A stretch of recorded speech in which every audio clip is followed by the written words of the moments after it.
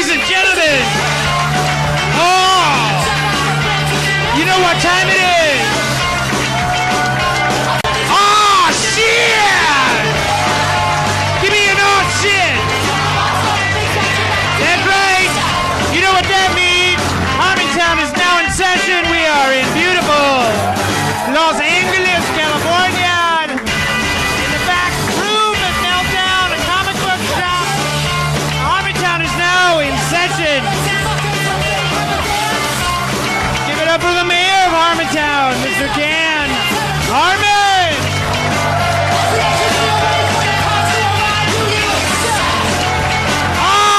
Thank you. Oh, yeah. Supposed to. Oh, no. Oh, no. Oh, no. Oh, man, no. Oh, no. Oh, no. Supposed to bring up Spencer first. After you. Before me. Somebody told me that I was supposed to say, welcome the mayor of Harmontown. Davis says, make mayor of Harmontown first. Let's bring out Spencer, the dungeon master guy. Spencer's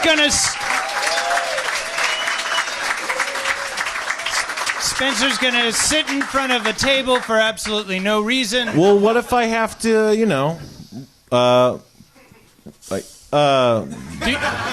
You needed another bottle, and you could do the shell game. There you go. I mean, what makes sense about Paul Schaefer's relationship with, why is he in the band, but he taught, it's like these things evolve organically. One of these days I'm going to flip this table and everyone will get it. And you'll be wearing pants. I'm That'd be just great wearing like black slacks. Yeah. If you walked out in shorts but then flipped the table and you're wearing pants. And then I start tap dancing. Hey, what'd you do this weekend, Spencer? Oh boy, let me tell you, I was out South by Southwest promoting Harmon Quest on CISO. That's crazy. So it's SW times SW? Well, no, it's S times SW. Right. Right. What did I say? I don't know. Not that, though. Okay. All right. Rob, you had to give a stool sample recently. you were explaining backstage. I didn't give the stool sample. You haven't done it yet. I haven't done it yet. But they told you take a poop. Yeah. I was at the doctor and she says, okay, we're going to get a stool sample. And I was like, all right, well, it's the afternoon. I'll see what I can do. Because you know me. Right. I'm an early morning kind of a guy. and she says, okay, well, here, we'll give you the kit. And hands me a box. And I was like, excuse me, kit? What? And she says, yeah, you just, follow the instructions and then take it to FedEx. Yeah. And I was like, is FedEx okay with this? But they just give you a box. They give you a box. Does and the box in the have a jar in it? No. It's got glove? like two medicine, orange little pill bottle things. And it and like a little long cotton swab thing, which I guess you're supposed to hockey puck it into the. What? But then they said, what's the cotton for? No, it's a hockey puck thing. Right, but it's not. But it's cotton? not. There's no cotton. You said there's a cotton swab. Cotton swab, yeah, I guess. But without the cotton. Well, without the cotton, it'd just be a stick, and that's. Isn't that what you should use to knock a turd into a bottle? That would be really unsanitary. But if they're going to find cotton in your feces and say you're part sheep or... I think that's part of the process. I think they got it figured out. Did you eat a pair of jeans, sir? I did not. I'm supposed to mail it to Texas. Where everything's bigger, right? So that's why it's two pill bottles, right. The box includes two bottles and an instruction, and it comes with a big piece of paper, and the instruction says, well, I don't know what the terminology is, but it says, please defecate on the paper, and then provide the stool samples in the pill bottles. and it says, and it provides you with the paper. Does it? Which is a little weird. And the paper has a target on it? No, it doesn't. It has a fly on it, like, in the like urinal. those urinals, yeah. Yeah. Girls, in urinals, there's like a little fly. In the funnier urinals, it's like a fly sticker in the... You're supposed to pee on the fly. Yeah. And then you get a... I don't really get that. You know what I do get and love? A urinal filled with ice. Oh, man. When you're lucky enough to like catch a urinal, when they've like just dumped a bunch of ice into it. Yeah, you feel like you got heat vision coming out of your dick. Yeah, you feel like a mutant superhero. Yeah, you're melting. I'll take care of this. Melting glaciers. Stand back, Wonder Woman. Yeah. This is a job for slightly above room temperature pee. And there's like steam coming off it. It's great. Yeah, no, you feel like a man finally. Speaking of poop, I took a Brigadoon poop. I'll explain what that means. I was at Rick and Morty, and I was in an edit session. I got up from the edit bay to take a poop. I said, I'm going to go take a poop. And I went to the bathroom, and I took a poop.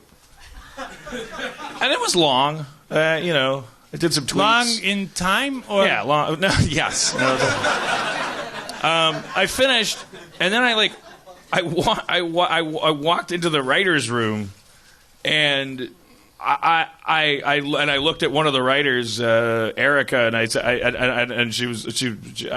because the boss just walked into the room, she's just like looking at me kind of expectantly, and after a while I go, I know, it was a long poop. She didn't know what the hell I was talking about. Because I had taken a Brigadoon poop. I had lost time in the... I've never seen Brigadoon, but... What are you... I don't know the reference. Well, I forgot where when I finished taking the poop, I forgot where I had been before I started pooping. And just walked into a new room thinking that that's where I was, and started talking to them about my poop as if I was bookending a conversation about my shit. And they're just like, okay, because they're paid to just listen. And I was like, and then I was like, so where were we? And they were like, you were about to go into an edit session. And I was like, oh. And then I went into the edit room, and it was like, so it was a long poop. And they're like, yeah, it really was. And I said, well, here's why. Is it dementia? No. They just linked Prilosec to dementia. Is Brigadoon did he have an edit session? Brigadoon was a town where you go, and then you're like, oh, these people are so cool, and then like when you leave, you're older, or they leave, like the town only appears like on full moons at midnight or something, or like. But if you're not out of the town, then you have to stay in it forever because it's like. Which episode was this? It's like some weird teleportation town where it's something to do with like old people or something. Oh, okay. We'll bring up a Brigadoon expert. All right, look. Yes, let's get on with it. There's only so many things here that I could talk about that would be more fun with our guest. Yes. Hey, why don't you give me some business, like irritate me. Oh, Dan. You never hang out with me, and I miss you, and I wish we were closer Rob, friends. knock it the fuck off. I swear to God, Rob. Put your glasses on. Okay. Rob, knock it the fuck off. I'm warning you, Rob. I will fucking replace you. You can be replaced. I can't be replaced. I'm the only Rob friend you have. Ladies and gentlemen, please welcome Rob Corddry. I'm another bald Rob.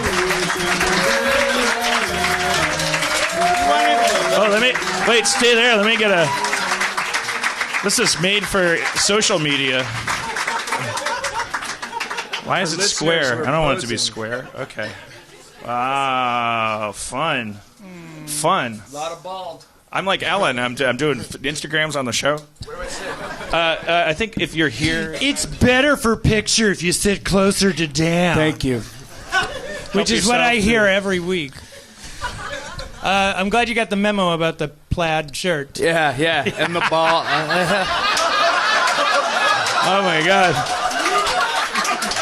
Oh no! Just so we could get that whole tablecloth thing going on. Yeah. It's Plattmageddon has happened. We look Plattmageddon. I think we look hot. I'm just wearing this to cover the fact that I'm wearing an inside-out shirt right now. You texted us today after you got home. After we got off the flight and then got home from the flight, after we had been together all the time in the airport, you were like, I was like, hey, did any of you notice that my shirt was inside out the whole day? And no, you didn't. Nope. Yeah. This isn't a crowd to notice that. No. Yeah. We were looking at the floor. Is your shirt inside out, or is it's like an inside out like movie T-shirt with the inside out look? Because either way, you're ashamed of it. Yeah, well, Dan lost an Oscar to Inside Out, so I could see why you would be covering up that. So, yes or no? What? No. You know what I won when I lost that Oscar? An Integri. It's an award I gave myself. The Integris. Yeah, Oscars are for sellouts. And 18% of all Integri nominees are black. Pretty cool. It's reflective of the proportion of the population. I haven't run those numbers, but yeah, probably. Just saying, it's a fair award. It sounds right. And it's a good one. And I have one of it's these? one that counts. Yes. All right, so thank you for coming, Rob. It was very, very flattering because you said you're working in Miami because you're on Ballers. Yeah, baller. Oh, really? Did not expect a big Ballers crowd here tonight. How does that schedule throughout the year work? Children's Hospital is still happening. When are you shooting that, and when are you balling? I'm like, nice. I shoot Children's Hospital. Well, we just ended the show. I shoot it in the summer, and then Ballers happens around Halloween. I leave on about Halloween. I'm back in February. So you did it like a finale episode? It's done? For no, real? we didn't. Yeah, it's done. But wait, Children's Hospital or Ballers? Yeah, no, Children's Hospital. Oh. We decided to end it not knowing that this season was going to be the last when we shot it. And but the season is so good, and for a lot of reasons, I wanted to sort of move on and do other things, but the finale is it really was it the best season? Or well, I say that every season. I'm just I'm because I would never have that in me. If I was like, this is the best season, I'd be like, well, then I don't know about we gotta best keep doing season. I don't know about best season, but this was what I would be proud to go out on this. How many seasons? How many seasons? 7. 7. Dan, Yeah. How many was your show? Which one? I have like 9 of them. Oh,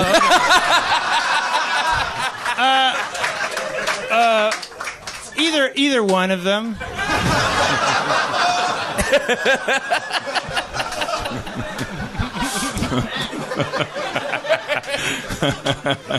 Either one of the 9. Yeah, either one. Community went till season 6, as you know. Yeah. That was the season that you were the in-house director on, and then we got canceled. Ooh. Whoops. I wonder what happened there. Ooh. Rick and Morty's on its 3rd season. We're on the 4th episode of that. And, and I'm doing Great Minds on History. I shoot that every weekend. And I think the Jason Sudeikis episode was just up. You want to do that? You want to do that? You want to be a historical figure? It'd be weird for you to say no. Yeah, give me the pitch. Give me the elevator pitch. You come through, you pick a historical figure, whatever you want. No, I don't like it.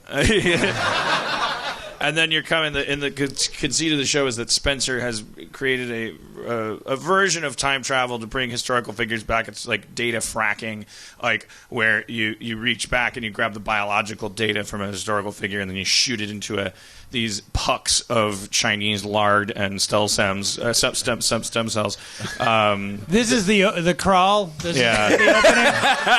That's just how it went. This is just me ackroyding for a second about our technology, and then fun. So you come through as a naked, confused historical figure, not realizing that you're going to disintegrate in 6 hours, and then we provide you with wardrobe based on who you are, and then we do an episode. I don't understand a word of what you just said, but I will do it. Yes, I'll do anything. Yay!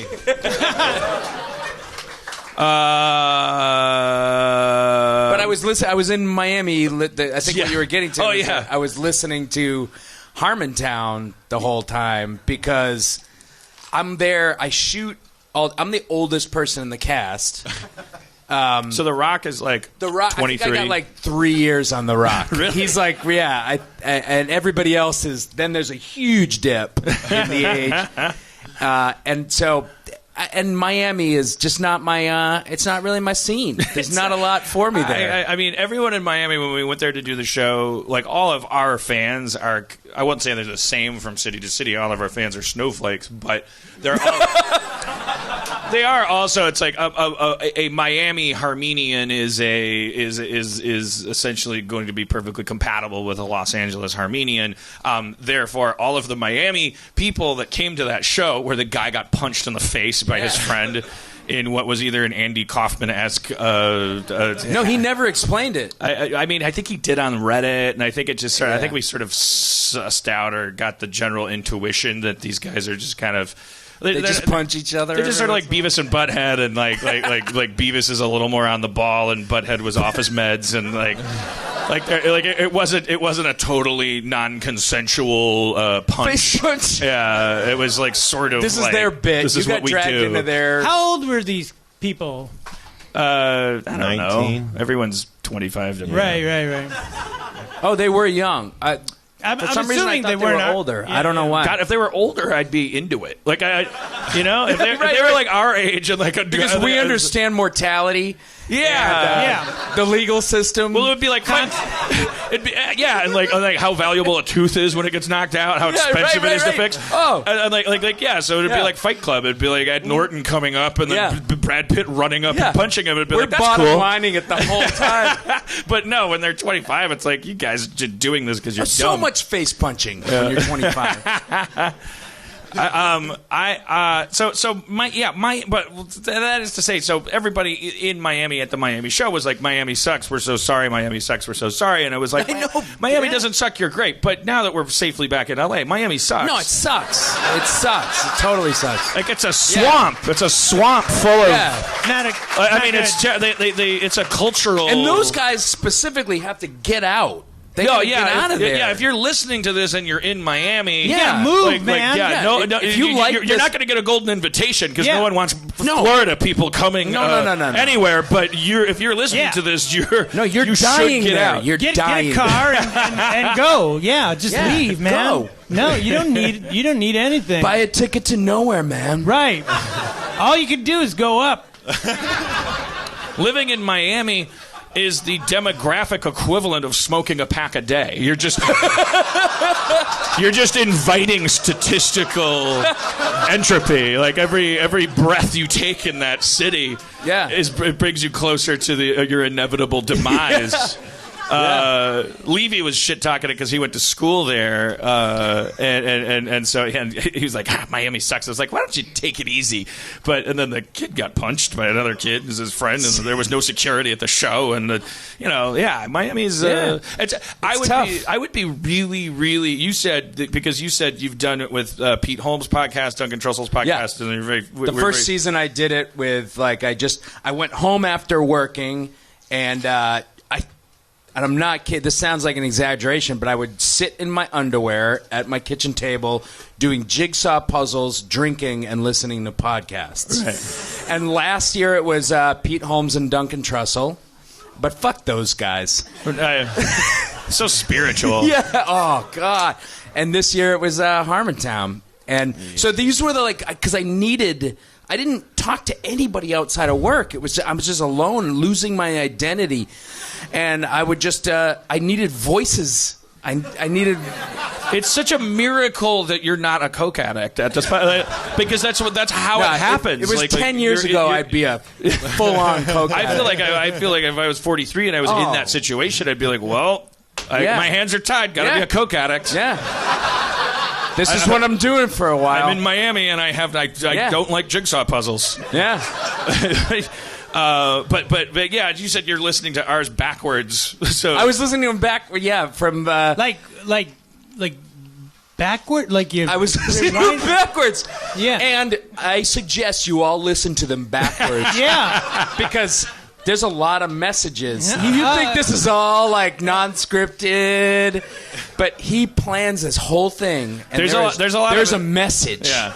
There's a lot of hidden conspiracy stuff. Yeah. When we're talking about 9/11, if you play it backwards, we're actually talking about 9/11. Yeah.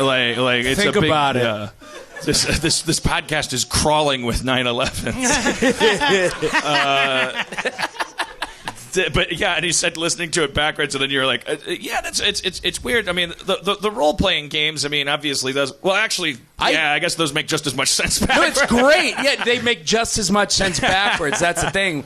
But I was like, after I got to, I got a couple years down, and no, I was really like binging this. Yeah, thank you. I got a wow. Like, respect. Respect. I was binging, and I got a couple down, and then I started skipping back.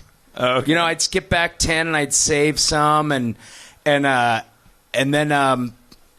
of a sudden because I started in Shadowrun, and then all of a sudden I was in D&D, where it all started. Then I skipped way back to Spencer's first episode. That was awesome. That was awesome because he was like, I called him.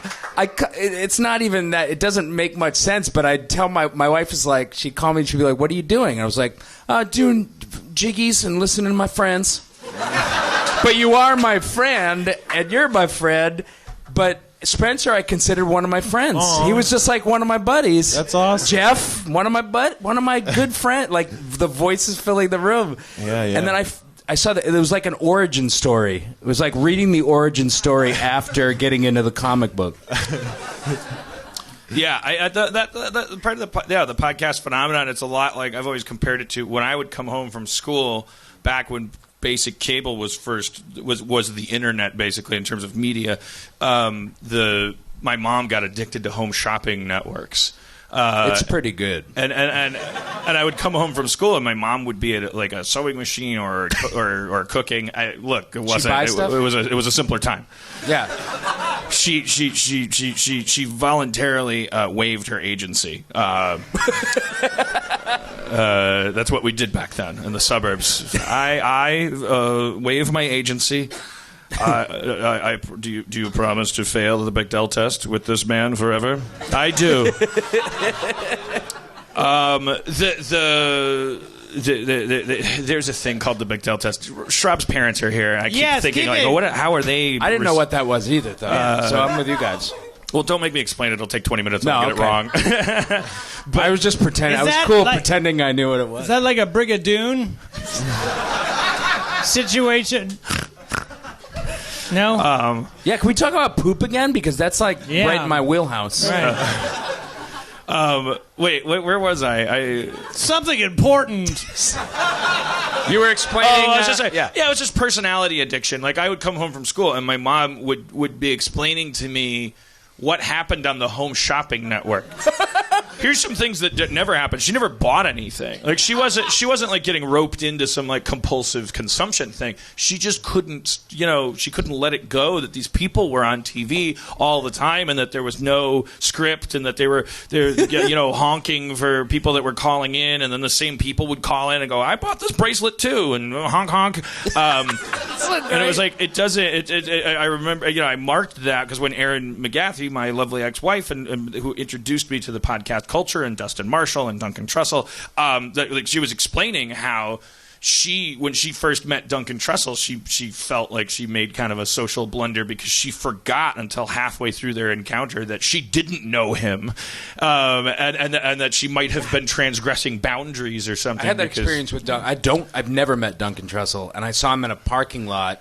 And I was like, "There's my good buddy Duncan." And I could have just gone up and said hello and introduced myself, but I didn't because I I felt like a weirdo. Yeah, well, you dodged a bullet because he's a notorious dick. Like, that whole character he does on the podcast, Really? Yeah. it's a character. That's why I abandoned it. I kind of thought so. He's out right now. He's running reruns of his podcast because he's with an impersonator. Yeah. His brother does an impression of him on his podcast. He's out raising money for Trump. Yeah. That's not true. That's not true. Don't say that. Why would you say that? You crossed the line. You're saying mean things about somebody who's really nice.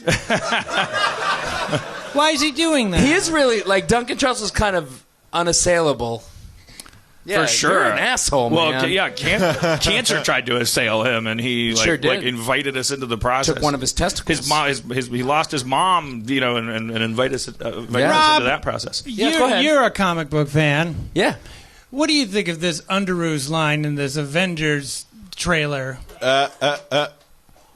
Sorry, that's anticipation. That's all that is. Wait. You know, Explain. I don't know it. The Avengers trailer, the Civil War trailer. Yeah, Have you seen the new one that came out? But I don't know about Underoos. Well, Spider-Man is in the latest trailer. Have you seen Oh, this? no, I haven't seen the latest trailer. Okay, well, let me explain. But you can bet I'm going to watch the shit out of it. Watch in it, Uber okay. on the way home. So everybody, all the Avengers are there. There's Iron Man. There's you got your Black Widow. Yeah. You got your Scarlett Captain Johansson. America. You got Go ahead. You got the black. You got the whole gang. The Black Panther You got guy. the Hawk. You got Hawkeye, all the Hawks. Silver both Wings. Hawks. You got Walter Lance. Yep. You got all of them. Walter Lance. You got everybody's there. Walter Lance is an Avenger. He has the power to show you how to draw Woody Woodpecker. But then they're all gonna clash, and then they face off, and then Robert Downey Jr. goes Underoos, and a spider web comes out and grabs Captain America's shield and pulls it out of his hand, and then they cut to Spider-Man holding the shield, and everybody's supposed to go, oh fuck, mic drop. It's a big Mic drop. Yeah. But I go, Underoos. He says Underoos. I go, wait, he just says the word Underoos? He said Underoos. Yeah, it's like a nickname for Spider-Man. He's but that calling means, Spider-Man. but that means He's like, yo, Underoos, hit That's a stretch. You know what? That doesn't make me think the movie's going to be that good because that's the moment. Because does that mean that Spider-Man has merchandising in the Marvel Cinematic Universe since the 70s? So that means he's 10 years older than I am. But wait, why? Okay, who's calling him Underoos? Robert Downey Jr. Listen to the trailer. So he that's his nickname for Spider-Man. Right, Who he's Spider-Man. met as hanging out Tony with Stark, until and he's chosen to call him Underoos. Yeah. I just want to run down all the Avengers that we've met in the cinematic universe and, Go ahead. and run that through the check of Cranky Well, you got Pants. your why Black he wouldn't Widow. have used that as You a got your nickname Captain for America. Chumbawamba. You got Robert Loggia. Bible Belt, Dracula. Dracula. Yep. Pile You got driver, Cold Front. salad tosser, Icebreaker. crouton, unrelated to salad So tosser. many. Thousand Island. So many beloved heroes. Like there's a whole. Thousand Island. That was actually my favorite Avengers offshoot. Was just Right. the salad days, is what they called it. It's just about it was a crouton, salad tosser, Thousand Island, and then they started forcing it. It was like napkin and fork, and But it was Napkin, cool fork. because it was cheeky. It was like it had less supervision over that franchise. And It was like Howard the Duck. Yeah. Yeah, They it kind was of broke fun. the It was fourth fun. wall a lot. By the way, I saw Deadpool and I really enjoyed it. I saw it twice. There's only one where I just had to like go, okay, just forget that and then keep enjoying the movie. What was it? It was the moment when they did the CG thing, and then like in the middle of it, he has a line. He can do any line. It doesn't matter. All it has to be is lateral. That's it. And he said, to my memory, maybe I'm wrong about this, but I've been right more often on the show than everyone on the show. Check and the records. He says, "Did I leave the stove on?" Yeah, that's a bummer. And not only first of all, it's did I leave the oven on? Yeah. Second of all, the fact that I know it's something means it's hack. What? But it's you don't leave the stove on. The stove has fire coming out of it. The oven is something you can leave on. And it's on an accident. Airplane joke. It's either It's did I leave the iron? Did I leave the iron on? Yes, is that exactly. Yes, it was joke? in Airplane. Yeah. And it's a book. It's a placeholder for he could have said anything. That was a placeholder. And it was such a funny movie. I laughed out loud and couldn't stop laughing. And I'm not no spoilers, but like Ryan Reynolds' character. I'm avoiding spoilers by choosing my words carefully. What he's in a scene where he's still Ryan Reynolds and he's with his girlfriend and he goes like, oh, I had a Liam Neeson nightmare. I kidnapped his daughter and he just wasn't having it. And and that's funny. I chuckled and then he crawled into bed and it was like during the scene that's very intense and the execution of it. He goes. He crawls into bed and he holds her, and there's something in the air in the scene that's just like it's worthy of you're like and he goes, hey, they made like 3 of those movies, and it's like after a while you just start thinking, is this guy a bad parent? Or, it was just really funny. Like it was played straight up the middle, and that the whole movie's filled with that stuff in a world where and I walked out of there thinking, well, I'd never. Now I get it why so many Harmontown fans or people on Reddit and stuff they like Deadpool and kind of like you must be a big Deadpool fan, and I would. Chiefly because of that, I'd be like, well, I can put a pin in that. And I just, I never knew what that meant. He was the meta superhero and stuff. But I love I saw it based on the movie. I'm like, oh, I get it. That's why people would think that, and I agree. Yeah. I do. Do you guys think too? And you guys like comic books, right? Like you. Sure. Do you think that movie? I was suspicious. I wasn't sure that they were going to be able to do what that comic does in the movie because. He's meta in a specific way. Yeah, very only Deadpool way. And it's hard to do bad, or it's easy to do bad meta. It's very easy to fall into that trap. You can't just break the fourth I don't know what you mean. Oh, we doubled that up. Do you know what he means?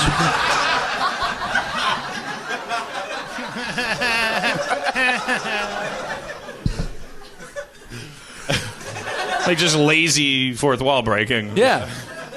But it was really good. It was really in the somehow I don't know why or what, but it was in the spirit of the comic. Under ruse.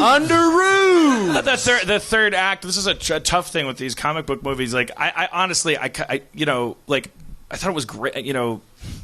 I don't know. I could have done without the fucking the other mutants that I've never heard of because those are the ones that get spared. They made a joke about it, like how these are low rent Marvel characters that they're letting them use. But also just the whole third act was it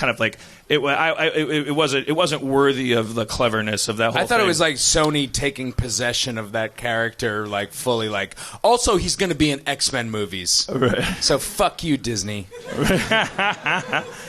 Well, what? Anyways, did Wolverine hang out? What's Wolverine? He talks about him a couple times. You haven't seen the movie? No. Come on, I think you'd like Schrab. Well, because remember, you know what? The second I saw it, I was like, you know who'd really like this? Rob Schrab. No, you didn't say that. I did. You did? I said to my wife, never met you. I said, you know who'd really like this? And she said, who? And I paused for a minute. And then right at the right time, I said, Rob Schrab. And she went, yeah, that makes sense. So, I don't know. I should go see it. Yeah. Can you tell? All right. Well, obviously, the answer is not if they're good ones, but can you tell us any rock stories? Well, what do you mean? I just mean well, here's the thing. I've always heard The Rock's he's really, really awesome, like guy, and I'm like, if that's true, that's worth talking about. Yeah. But if it's not true, that's the only thing you can say anyway. It's very true. So that's why a lot of people ask me that, and they're like, so what's the Rock like? The and lowdown? What they mean is, tell us about the what's dick he pics. really like? because we all like him. Right. Even people that hate everything like him. Right, like Schwarzenegger, like Schwarzenegger at his age. Yeah, like the most cynical comic still like tweets.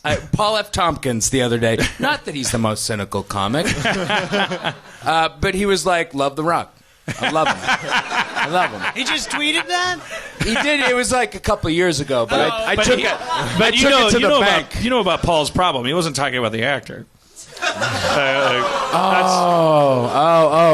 he was Why texting. are you doing that? That's Why are you really doing insensitive. that? That's really insensitive. Yeah, Paul's a good friend of ours. I think it's extra sensitive. Our friend needs help, and what are you doing about it? You're like, I hearted his whatever tweet. pays What the did rent. Keep smoking that glass, the pipe, shit. PFT.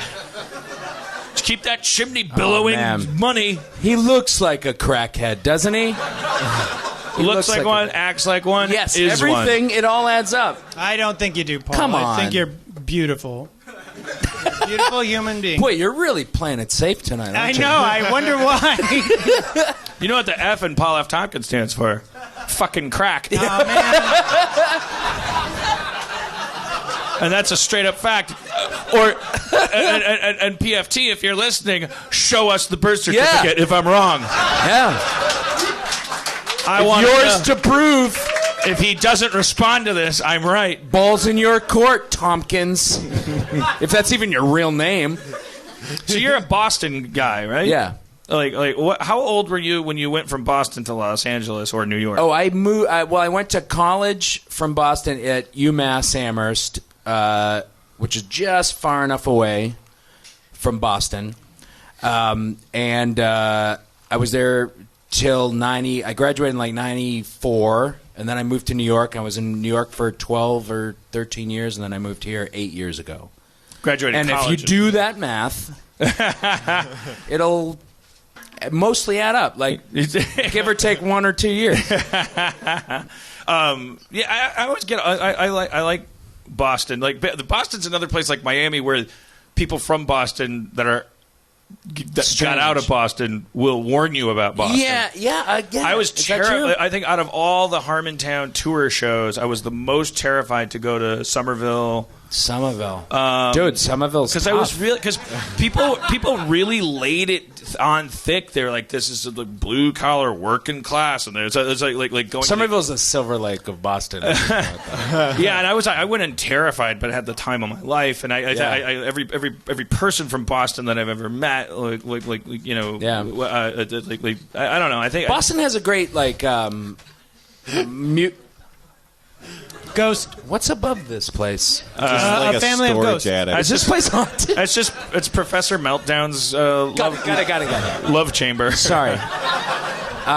There's a great music scene in Boston, and there's a lot of college kids, so it is a cool, like, for lack of a better term, that like there's a lot of nerds that there's not just townies getting out of a Bruins game ready to punch you in the face. But I will say,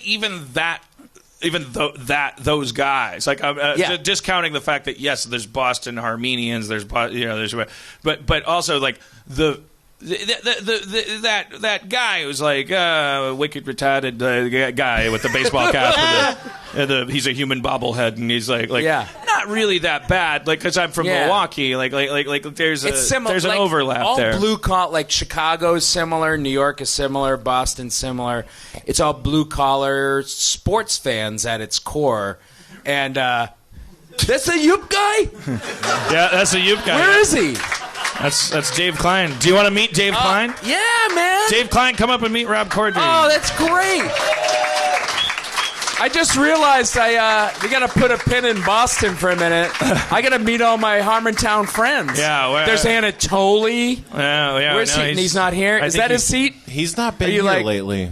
Hey, Dave Klein. Rob Corddry. Hey, man. Oh, it's a pleasure to meet you. Oh, it's such a pleasure to meet you. Yeah. You know, when you listen to the podcast backwards, you disappear at one point. It is very fair. There's no yups. It comes in as pure.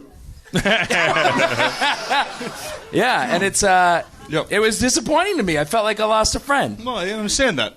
Dave Klein gave me a speech one night where I Well, it's California, so I can say we were getting high outside the drawing room, and Accurate. Sorry, Rob's parents. It's Medicinal. I have anxiety and sleep deprivation. we all have prescriptions. Oh my God. a touch of we all have glaucoma. trouble sleeping. I'm a doctor. He wasn't high at the wedding. I'm a doctor. What's that? You weren't high at the wedding, right? No, I wasn't high at your wedding. Oh my God. I was at your birthday, though. Yeah, I had a great time. Rob Schrab throws a fucking hell of a birthday. I do. Yep. Oh, there's a little. You use little baby yups, just in. Yeah, he does. Yep. He's Like singing a- under his breath at Yeah, times. like at Starbucks, they go, Dave Klein. Yep. It actually is helpful in kind of. oh, wait. No, you have a problem. That's No, a yeah, belch. Yeah, you're. It's kind of a hiccup thing, but it keeps people on point. It makes me on point. Like, yeah, I'm gonna need a coffee. Yep. And I stay kind of on track with the coffee and don't let my mind wander. If You you turn reset. it into high gear, you'll be like they don't still have those Sesame Street aliens that would go yep. Remember those? Yeah. The guys Those that are lived my they lived in a favorites. planter. Did you? Do they still have those? Then everything got turned Nah, I into don't fucking think so. Elmo. Elmo just took over. But they had these things that would go yep. And they were like aliens, and they were like weird. What were puppets. we learning? How to read? I hope. Being positive. Being positive. My grandfather was a botanist, and so I guess we were starting to learn a little bit about life plants and I don't think so. I don't think we were By the way, anything well, to do with that. super important point about Sesame Street. I mean, it was a controversial show with it. It was a controversial show when they were pitching it because their pitch was, let's stop pretending that kids aren't growing up in a certain way. Let's cater to the short attention span.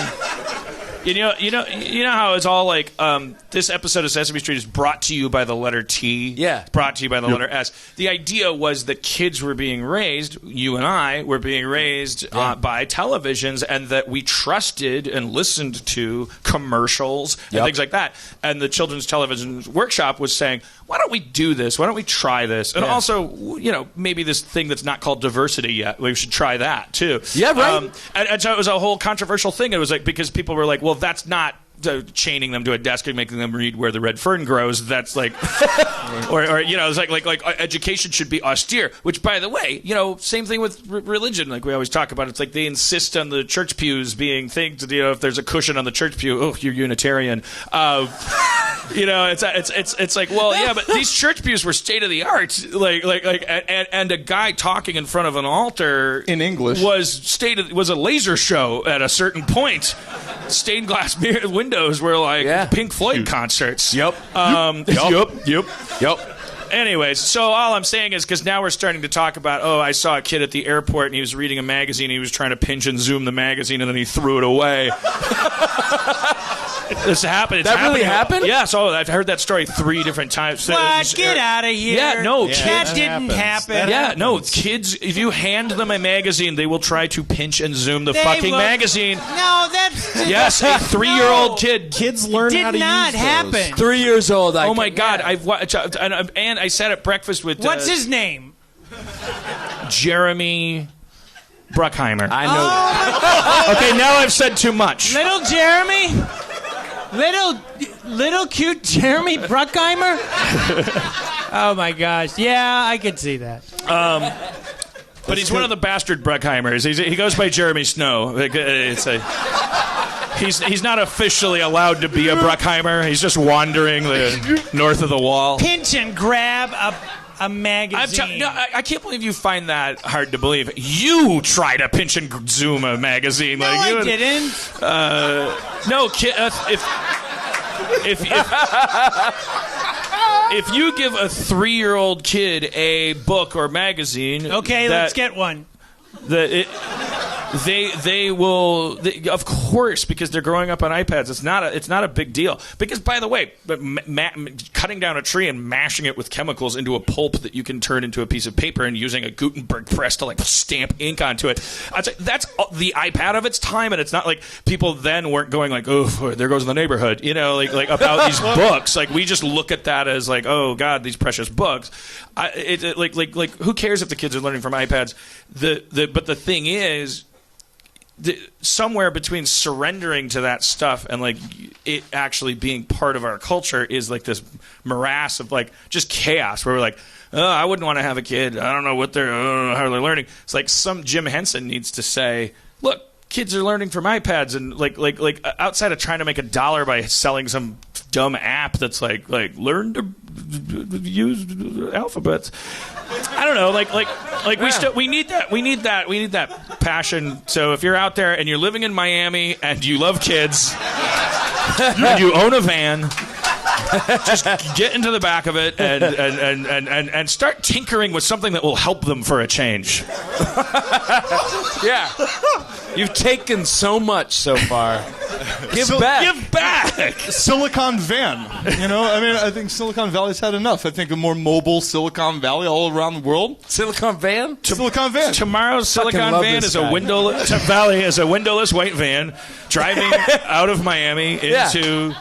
Yeah. I mean, not for nothing. If you put Royland, 3 programmers, and like some kind of a driver type guy, and some kind of a wild card that made sure everything was like kind of all right, I bet those guys would come out with a hell of a game in 6 months. Rob, can we introduce Dave Klein to one or both of your parents? Like, what? How was it? Oh, that's great. How do your parents feel about the spotlight? I'm great with moms. What do you mean? Like, bring it. Don't you think the audience would like to meet your mom? I'm great with moms. Yeah, I didn't have a bad mom interaction with my wife. Yours to lose. Donna, are you shy? Would you be willing to come sit up and? Yeah. Oh, it'd be my pleasure.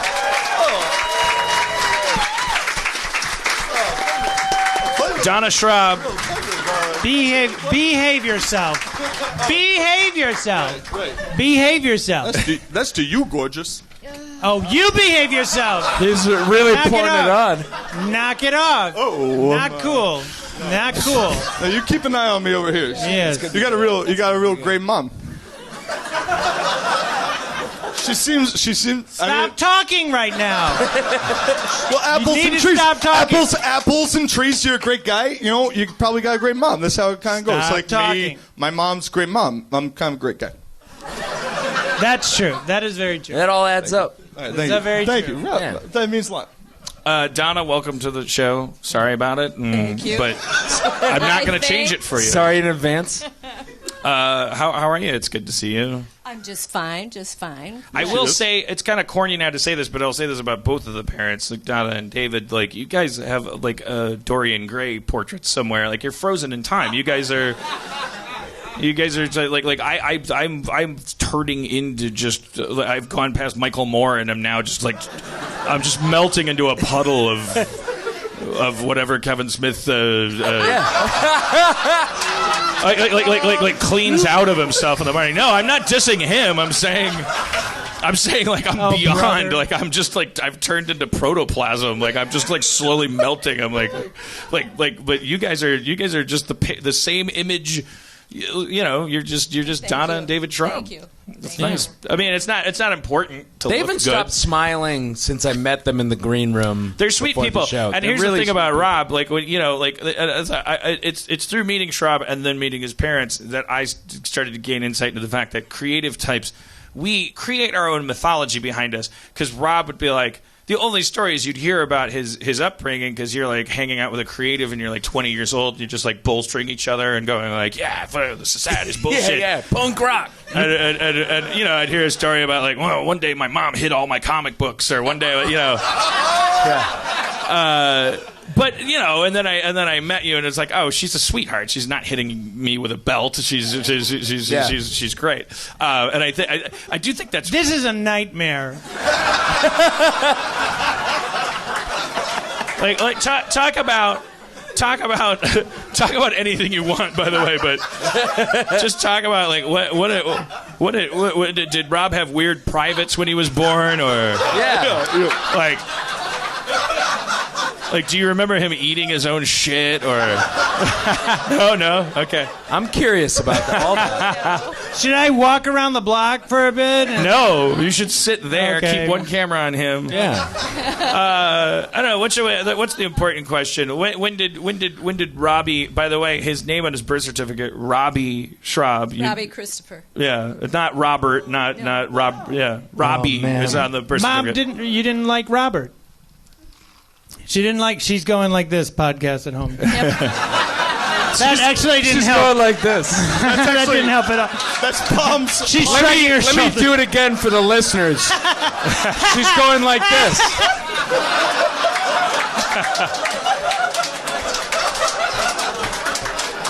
Oh boy. Oh boy. What was a moment when you really knew Rob was different? Yeah. Dan's doing air quote. Special. Yeah. Yep. Special. Go ahead. Well, he was always drawing. He was always drawing. In fact, when he was in second grade and they had to do cursive writing, and it had to be very neat, but Rob would go on the margin and he'd draw all these little pictures, and the teacher would say, I never reprimanded him because I was always anxious to see what he drew in the margins. This is the best. But By the way, I know it feels unnatural because I'm Midwestern too, but you get put your lips like this distance from the mic, like so just so we can hear all this tenderness. So Rob, does that match up with mom was a supporter? She was an ally. Well, I was there. I don't remember all the teachers being very happy about me not doing homework.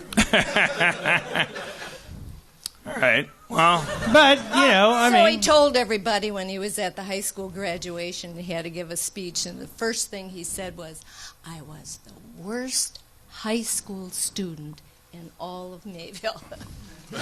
it's true. It's telling true. you got to just eat that mic. You got to eat it. You gotta eat it, okay? It doesn't feel natural. Okay. To hear your voice booming, but it's okay. So all right. So what's the worst discipline problem Rob ever presented? Like what was like a big family drama? Like oh man, we got to punish this kid. No, he was always cute. No, come on. That is true. No, that is come true. on. That is true. But you know what he used to do when he was like 3? Eat his own shit. Eat his own shit. And he Wait, loved, don't say it yet. I want to anticipate it a little bit more. he loved going to the tub, being naked. Yeah. And then this was at a time when everybody wore cowboy boots. Sure. Or so he told you. So he put So he would always go and put Dave's cowboy boots on and walk around the house naked. Yeah. Yes. Yes.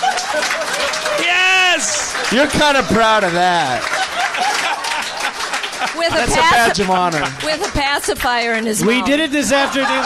God bless him. We did it this afternoon. Dad brought the boots in from Wisconsin. It was pretty hard to get rid of the pacifier. I called it my noonie. Yes, you called it your noonie. Donna, Until the day you went into the bathroom and you looked straight at me and you took it and you went right into the toilet. Wait. And then stuck it in his mouth. Yeah.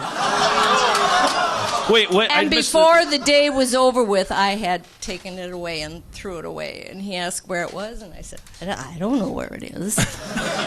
Wait, what was it? A spoon? I missed the top of that. Pacifier. My pacifier. Oh, he's washed it off in the toilet like a because monkey with a potato. Monkey with a potato. What? I'm just an animal to you. Did he have a word for his pacifier, like binky or boo boo or? Noonie. A noonie. Noonie, okay. A noonie. Said that. A noonie. Just said that. Okay, noonie. look, I said it on another podcast too. You have no interest in my life. Nothing. Donna, how old were you when you and David got married? I was 21. Wow. See, kids we were raised by I know. kids. Could you imagine having children, and I was kid too. when you were raising me, When you were a child. No. Like you had Jeff before me, Yes. and then me, Yes. and you were 21 when you had me, right? No. What did you just say? Yeah, Yeah, I was no, 21 she when was I 21 got when she married your married. dad. And 21 I got oh, okay. married, All right. and then 2 years later, Jeff came, and then 3 years later, you came, and then 4 years later, I can't Stephen imagine came. having kids. that was such a huge epiphany for me. Yes. Was in Hollywood, my first 1-bedroom apartment. I needed to get a driver's license. I needed my birth certificate. I was 20. I was in my early 20s. I think I was 23 because and so I for the first time I bothered to just read my birth certificate from left to right, going down. There's a baby footprint and there's things, and then there's like my parents were 23 when they had me. I'm the youngest of 3 kids. They got married when they were out of high school, which is not uncommon. Baby boomer generation. It's like who else am I going to meet? There's no internet. Let's make it work. And it's like, oh my God, I was 23 standing in a sea of empty pizza boxes and frankly mannequin parts and I was a child. and I was like, if I was in charge of another person's my life, God. and I have been in the form of any social relationships, and I've been made a disaster out of all of them. All my journals when I was 21. Yeah. The least responsible person.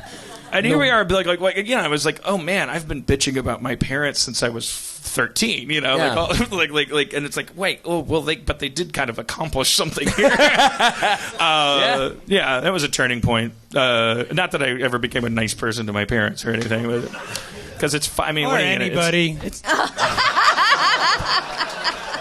But your dad also, it should be noted, like your dad, like your mom kind of is the. She's sort of the rock star of your family because she's adorable. You're saying that in front of my dad.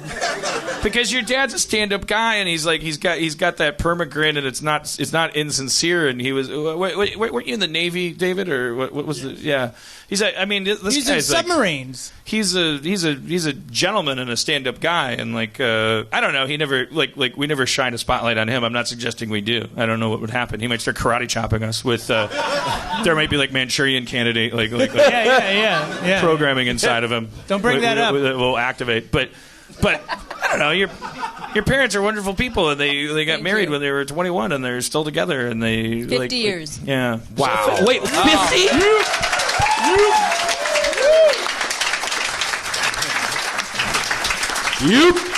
I don't know if that'll happen. I don't know if anyone listening to this podcast will ever experience a 50-year marriage, even in witnessing it. I think that our society has all too readily accepted the idea that you get 3 divorces in your life. What's wrong with these people? I got divorced. Sorry. I just feel like I'll figure I'll be dead before I hit 50. I don't married like 13 years ago, so I'm not going to make it to 50. Greenhouse effect, right? Yeah, exactly. Yeah.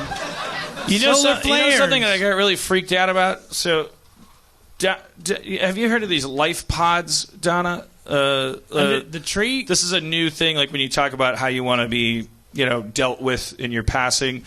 There's the coffin in the ground, and then there's the cremation, and then there's, mausoleums in Europe or something. I don't know. Or there's I think they can dangle you from a Zeppelin and just fly you over. That's not a thing. No, it's not a thing. That's not a thing. But go to my GoFundMe and... Don't go to that. But they have these things called life pods now. My girlfriend was showing me. They look like giant potatoes, like potatoes that you could fit a person in, because you do put a person in them and then bury them underground so that a tree can suck on them, and so it's like standard burial, but it's more. I think organic. that's beautiful. I posted that on Kate's Facebook page and just said, FYI.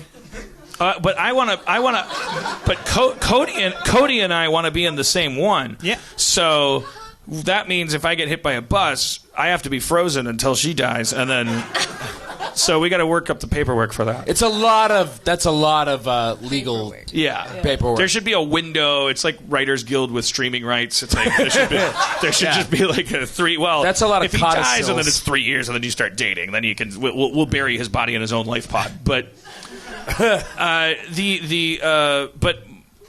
thing that started to panic me because I really thought about it was, okay, what if 6,000 years from now aliens come to Earth and they're like, oh, we found a planet where people lived and evolved into sentient life, and when they died, they'd bury themselves or each other. They didn't know about this, Ray. And then everybody who has bones in a box 6 feet underground in these clearly marked areas, like they all get to go, hey, my name's Fred Johnson. I fought in World War II, and it's good to be in the year 8009. Yeah, that's in the... But my dumbass, because I was such a hippie and had my shit scattered in Joshua Tree, I'm the only one at the party. Oh, wow. I'm terrified now. And that explains pyramids. Like, you can imagine them. They lived till 17, and like some of them were gods, and they were like, yeah, build me a pyramid. Like, they really thought there was a chance. Like, I'm going to come back. Put booby traps around my... dogs and servants in there with me. What do they have to do to the servants to convince them, like, hey, why don't you go? Oh, I forgot something in there. Oh, I'll get it. No. It's kind of smart because the servants were always trying to keep them alive. Yeah. Right? Like, what, after they died? No. Yeah. Oh, all right. Well, I always imagined that the food taster is a real, like, serious, like, right-hand man of the king. Because, I mean, that guy can't be screwing around with his, like, eating, right? Like the emperor is going to need, like, the food taster, especially in the afterlife. He doesn't know what's what. It's going to look like a pot roast, but where do you know that's going to take you? Yeah, who knows? Yeah. You mean in the afterlife there's after poison? Well, no, exactly. Me and Schrab were kind of on the same page on this. Like, the reason you're going to need that's always a red flag. That's a red flag. It's a big red flag, but I'm going to go with it. He wears cowboy boots and just with nothing else. Yeah. Well, not for nothing. Don't be jealous. My high school had a dress code, and you had to wear leather shoes and a shirt and tie. But I would wear a shirt and tie, and I wear alligator cowboy boots that I got on Bitcoin before there was a Bitcoin kind of thing going on. You're the best. Long story short, the reason you need a poison tester in the normal life is the same reason you need a poison tester in the afterlife. I want to hear that whole story.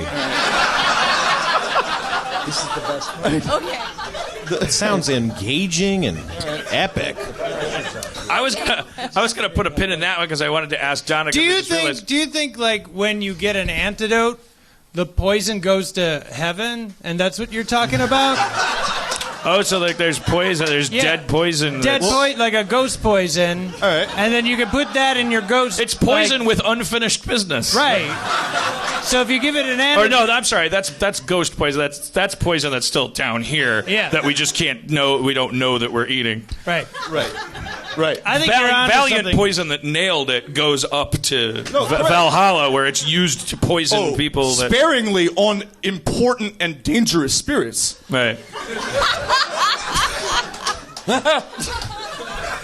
So, Donna, I missed the first part of this conversation because I was talking to Donna. You got married at 21, but when did you meet? We actually were in high school together. And so, all right. But we never talked in high school. Yeah, just in general, it was like monastery, or I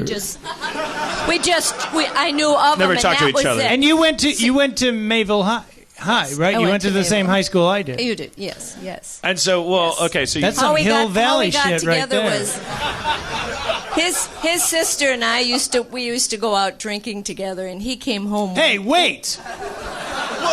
Whoa! Wait, Your mother's a person. Hey! That's when I used to Well, drink. you're going beer. out drinking. You're carrying me. No, I wasn't married. Oh, okay. God. Yeah, but something. Rob is This didn't happen experiencing on his accident. trauma at 9/11. All right, so We continue. cheer 9/11 because we're really happy about the terrible thing that happened. You would go out. You were drinking buddies with Rob's dad's sister. No. Dave's sister. We used to go. Rob, okay. There was, oh, yeah. That's how you met. That's right. Yes, that's, For the record. he came Yeah, home for the one record. time from service, and I thought he looked pretty good, and I was kind of under the weather, and I told his sister, I said, I think I'm going to marry that guy. Wow. Before you ever held hands or anything? Yes. Oh, You that's just great. saw him in his uniform I and thought- with his little sailor cap under his arm. He was looking good. He looked like Mr. Pretzel. Yeah, he was looking good. Mr. Pretzel. Yeah. Pretty Yeah. great. And Six months later, we were engaged. Yeah. because bravo. Donna Schrab gets things done. Right. Yes. Bravo! It's in the Schrab DNA. Yeah, you got to do what you got to do. You got to do it. Do you think that he was compliant with any of that, or was Yeah, he just he a was. hapless victim? No, he was compliant. Somewhere along the line, he Somewhere jumped along- on board. Were you sweet on her from afar? You notice how he had to think that through. The just answer for was a sure. second. Thank you That's for an old. That's how an old school American gentleman speaks about Yeah. a lady. Sure. Yeah. Anyway, sorry to throw that in there. I just You're it's not like, as good there's as like that. a ray. There's a ray of masculinity like emanating from Rob Schrab's dad that like informs like a lot of like power invested in the. Yeah, were gentleman. you an admiral? Anyway, okay. Yeah. Anyway. He has a regal presence for the You podcast. command He has respect. a regal. Yeah. Anyway. But you were on submarines and stuff. Right. Yeah. That's better than being an admiral. I think. Yeah, With, Rick, is that a famous admiral that was like, Admiral Rickover? What- Admiral Rickover. Well, let's. You ever get Rick over on YouTube? Rick Gonna Roll- check, you ever Roll gonna is check out the actually, new Avengers trailer and get Rick overed? You're just trying to look at a weather person's blunder, and you get Rick rovered. Overed. What was Rickover's? What was his crucial role? He was really the father of the nuclear navy. He first one that came off the Nautilus. Yep. Wow. Yep.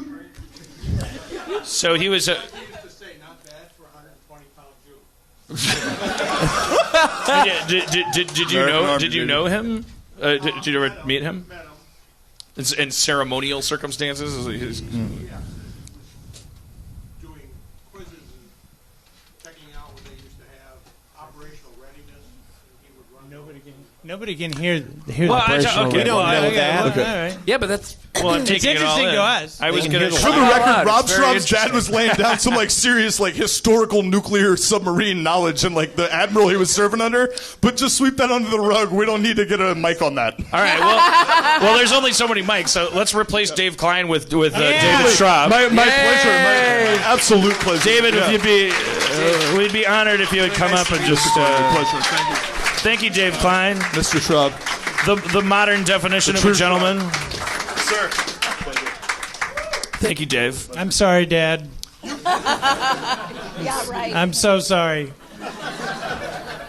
All right. So you were just saying from your chair, you served in the Rickover administration. I know that's not those aren't the words you used. Your admiral when you were in the Navy was Admiral Rickover, who I've never heard of, but was you're saying he was like the he was the Steve Jobs of the nuclear Navy. Yes, exactly. that would be a good analogy. wow. Did you see that Steve Jobs movie? Yeah. Not yet. Yeah. It's kind of Rickover was a little bit of an SOB. Wow. Very much so, in fact. he wanted things his way, and if you gave them to him his way, maybe things worked more efficiently. But maybe I don't know. Maybe he was pretty much a non-military kind of guy. He never wore his uniform. Really? He was more of a Zuckerberg type. He'd just show up in pajamas, Maybe. He wore a hoodie. just Crocs and an iPod. So in the Navy, this is the time like my ex-wife's father was a chaplain, a Navy chaplain, and I didn't even really realize until I was talking to him that You were an enlisted man. You signed up. You were Yes. right? And I never even knew this about our military. In all of the branches of the military, there is a uncrossable line between enlisted men and officers. Right? You can't become. You can go as high as a certain rank if you're enlisted. That's not correct. Okay. Great. You can go all the way from seaman to admiral if you are so inclined. Really? Or your ability will let you do that. Okay. It's possible. Okay, so maybe what he was expressing, and I shouldn't put words in his mouth. Maybe I'll get a letter from him. You just got me fired from the military? I thought it was like actually like no, like officers. Like it's almost sounded like a class system thing. Like if you were born wealthier, basically, you go. You're like if you go to West Point, like you would go to maybe in 1919 or something like that, but not today. Is it maybe an Army thing instead of like a Navy thing? No. A Marines thing? This guy, he's saying, no way, Jose. Between the two of you, I believe it. Sergeant Major in the Marines if you didn't go to college. If you go to college, then you can go to general. It's a college thing. Okay. So okay. Well, so you could. If you go to Sergeant Major, so you could you be. might be a general.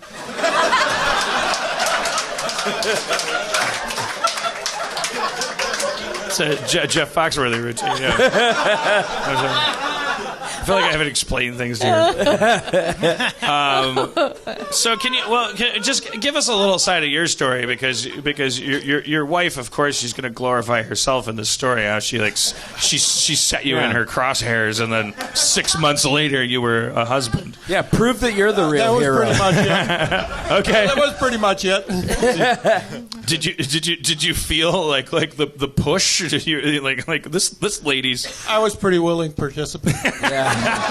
You were fine with it. You were like, this goddess is coming into my world, and okay, that's my new religion. Like that's. Okay. 50 years, so man. Great. Boy, oh boy. No kidding. Well, okay, so give us some pointers because we live in this sewage where we're all watching porn together and everything's pierced and tattooed and we're not watching it together.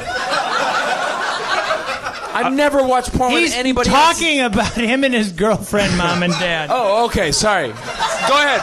But also, what were you saying? Happens after the shows? What were you saying? I was saying, like, we Not live in this a Bob Kane stuff.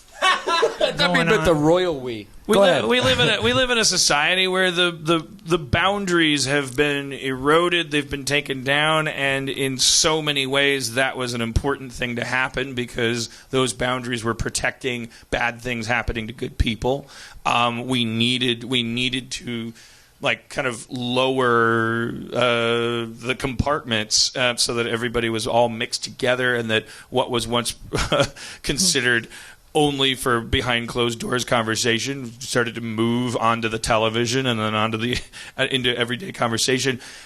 Along the way, I think one of the things we've definitely lost, and I don't know if it's for better or for worse, is that it's the lifelong marriage. Is like we don't. So I guess what I'm asking is, if we could, without changing too much about the direction we're moving in, because we all need to keep evolving and being more chaotic in our life. But I think also a lot of us would like to think they could be in a partnership that lasted as long, for 50 years or more. Is there any little nugget, like any little tip? Like you guys are going to say, red candles.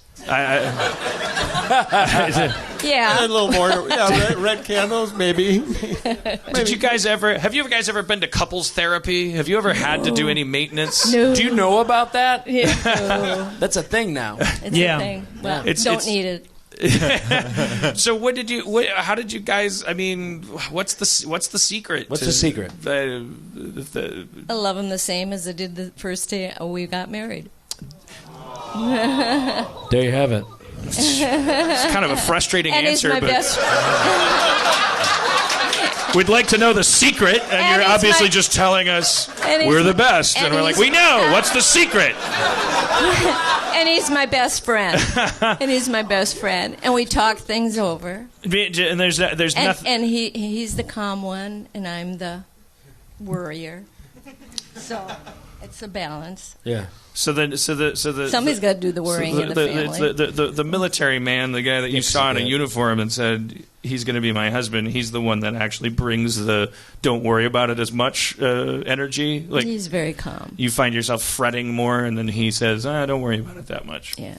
Just let it go, right? He was sleeping in a submarine powered by nuclear power. Yeah, that makes sense. He's like, listen, this isn't a big deal.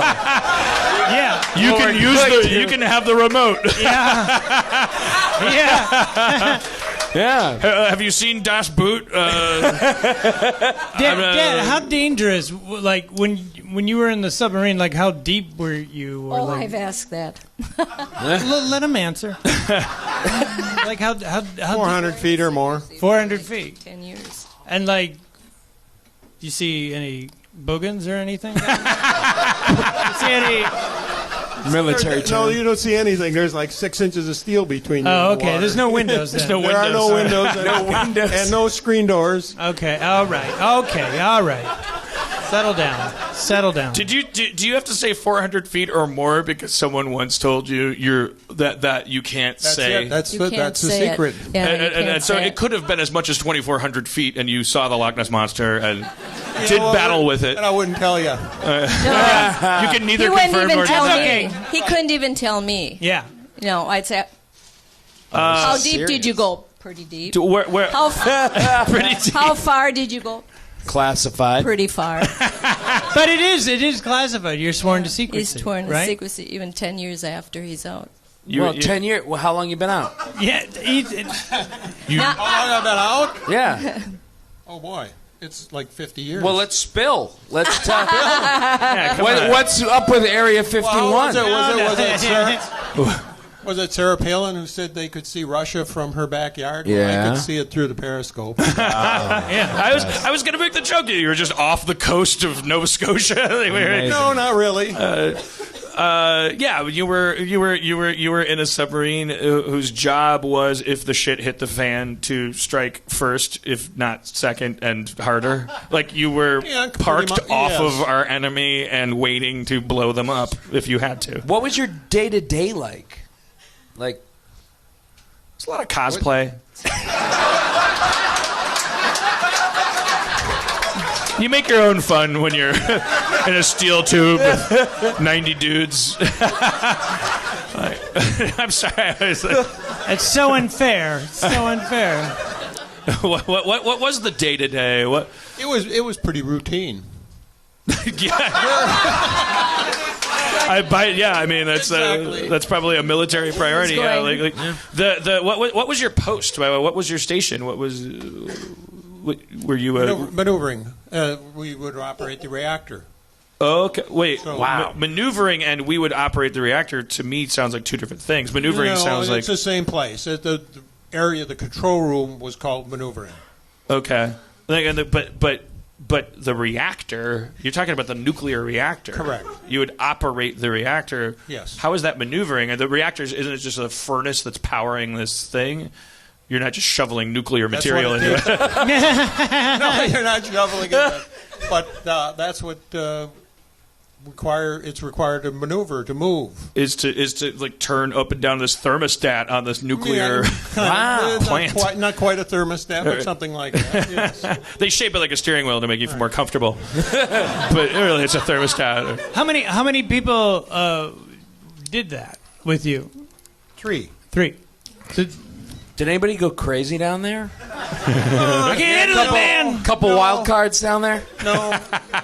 Never had that happen. No? We had someone come aboard one time. We were short a person, and they were going to volunteer for submarines, so they didn't really vet them very well, I guess would be the word. And we never pulled away from the side of the tender before he said, I can't take this. That happens on Deadliest Catch every week. Yeah. You ever watch that? There's always a greenhorn that is like, I've watched this show on TV. I'm going to be a great crab fisherman. And then they're like puking and they can't handle it. And let me out of here.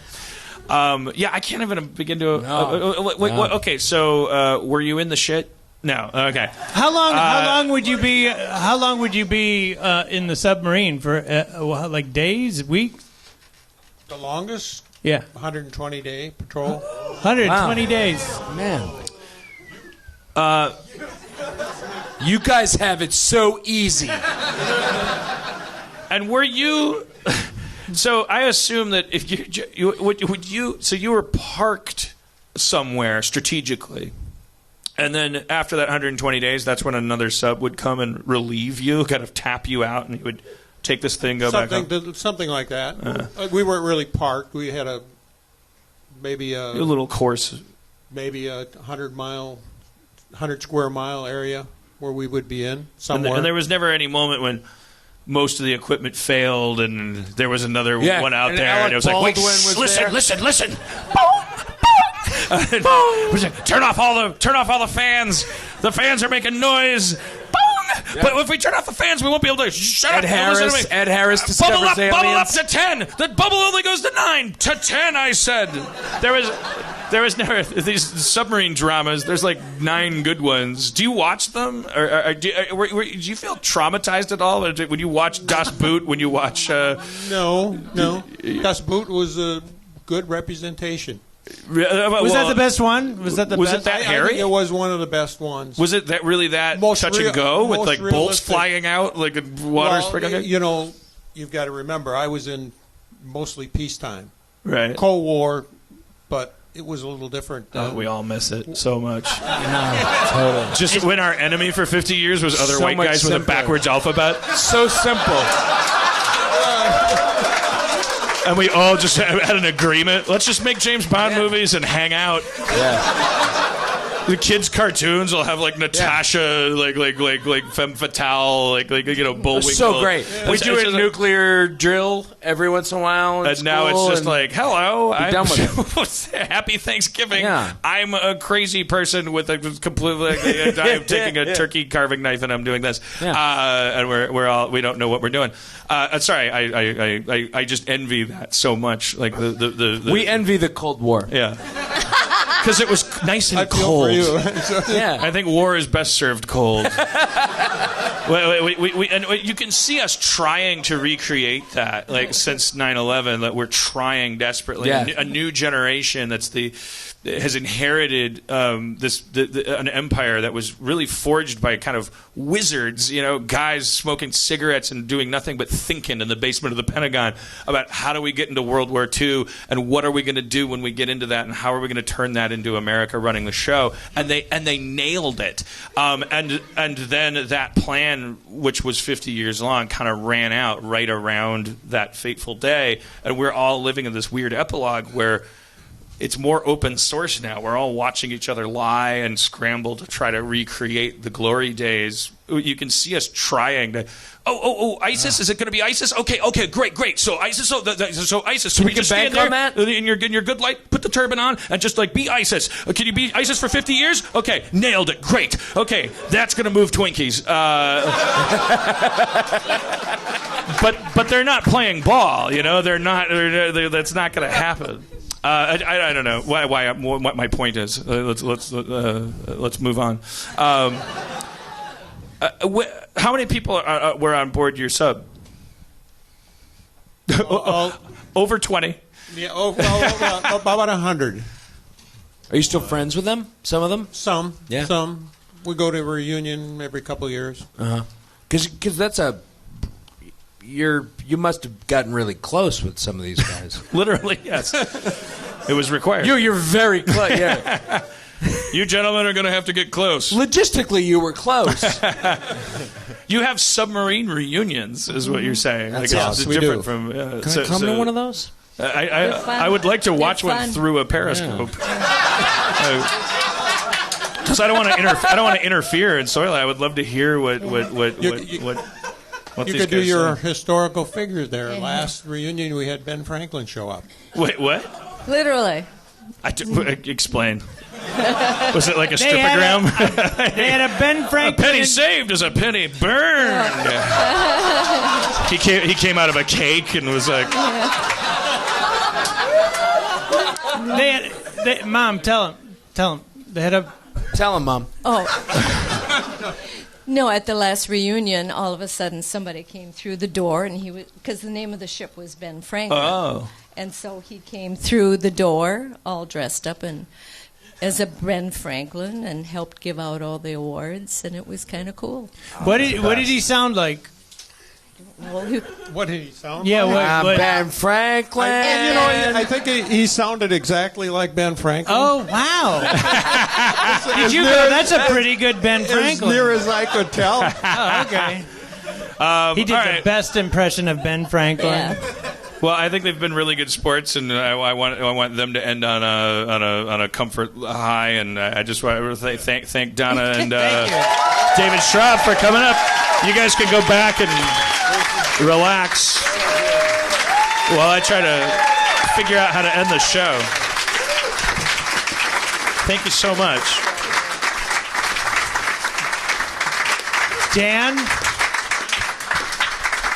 Dan, you were very well behaved. Thank you so much. It was very nice of you to not be obnoxious and hurt. I've always liked your parents. Okay. I felt like they were kind of being dicks. See, Rob. That's their thing. I mean, But no offense. Rob. David does that thing with his face. You No, know, where he he's like, doesn't. Yeah. You can tell he's thinking, "Fuck you."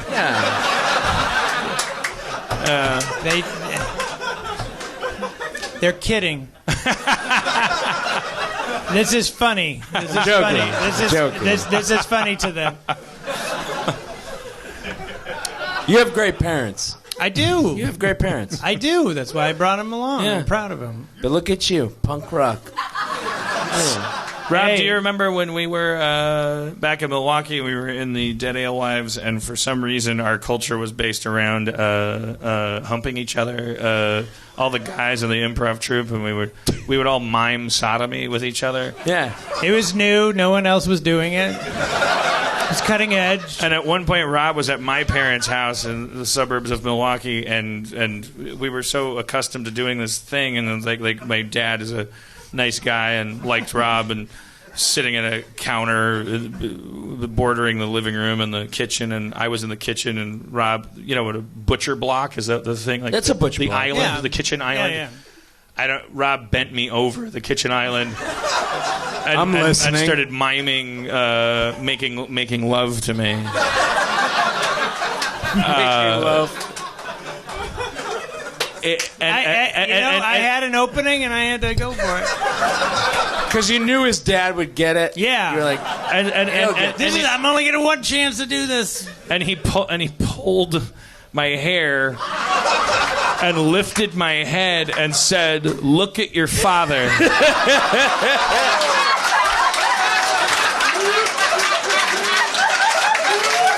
Look at your father while I fuck you in the ass.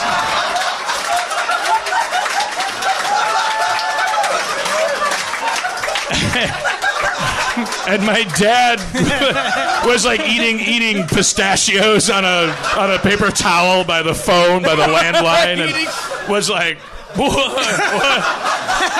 I remember my dad was like, he thought it was funny, but he was so confused as to when did this become okay? Am I supposed to do something? They're 20. I never really realized till now, like, how lucky I was that you never did that. You had every right to do that to me. Right tonight, right now. yeah. Exactly. Yeah. Oh, believe me, no. Wait. I've been a really good host. Yeah. You had every right to do that, you know, in between then and now. You know, I and owe you you never one. did. And I wouldn't. Oh man. Because I respect your family. yeah.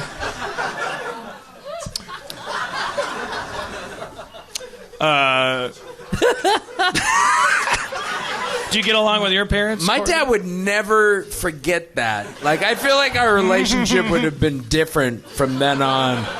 Yeah, I get along with my parents now. Well, I always got along with my parents because I tried just to get along. But lately, a couple of years ago, I was like, no, I'm going to consciously, like, it's me. I know it's not them. Like, I'm the one that has a problem with this. They're my parents, and And I'm not going to change them, and why would I want to change them? And so then I just made a conscious effort to try and get along. Well, mostly my mother, because I was like kind of a mama's boy growing up. So, and my mom and I have a great relationship. Thank you. My dad was just in town last night. We went to a silent auction. It was fucking great. Papa Corddry? Bid on Papa Corddry and Nate, my brother Nate Corddry. The three of us, all the male Corddrys, we bid on a lot of shit. At a silent auction. Oh, no, it wasn't silent. It was an auction. It was loud. Listen, there's still time to bid. Go to... the point of the story is that I just saw my dad last night. And it was fun. Do they live back in Boston? They live in... Well, everybody that's retired in Boston moves to Florida. My parents... Retires in Florida, yeah. Wisconsin Yeah, people too. so they live in the Villages. Do you know about the Villages? My father and his wife live in the Villages, which is the largest retirement community in the world. Oh. And apparently you can see it from the moon. It's like the Great Wall of China and the Villages. At 5:30 in the morning when they all go to breakfast, you can see the people. Yeah. It's like a line of ants. Yeah. And it's fucking crazy. It's the largest recorded HPV outbreak happened there. Because you know, do you remember that movie with Matt Dillon's first movie? What was that like with the teenagers? It was about a Flamingo Kid, Drugstore Cowboy. No, come on, man. The Bodyguard. Nope. It was. I know what you mean. You know what I'm talking about. Wait, I forgot the name. What's it called? No, before that. Rumblefish. No. Nope. No. Cheap Trick did the soundtrack. Cheap Trick. It's called Cheap Trick. No. No. That was just a soundtrack. It was but anyway, it was a movie about planned communities. Kids taking over. Yeah, and that for the first time, and this happened in the 70s, like communities, there were planned communities, 60s and 70s, and for the first time ever, there was a dense population of teenagers. And when teenagers over get the together, Over the edge. they get together and they commit no, bottom of the streets? Over the edge. What? Terminator 2.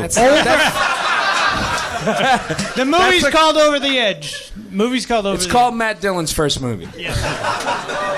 And they when a concentrated as Kevin Edge. when a concentrated group of teens get together, they commit crimes. Right. Like they just go crazy. Well, like when in our neighborhood, we just throw rocks at cars. Look all back they at that and did, go, yeah. what the hell were you They doing? take acid because that was a new thing, and they throw rocks at cars. But they, this is all to say, this is it's a fun movie. What's the name of it?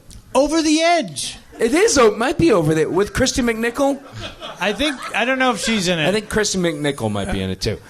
But when you get they chain like all of like the parents and the adults inside the high school, and then they No. Oh, jeez, that's like a direct-to-video kickboxing. I don't even know if I'm going to tell the end of this story because it was great before I belabored the whole fucking thing. Anyway, they got for the first time this amount of old people together in this concentrated a population, and all they do is fuck.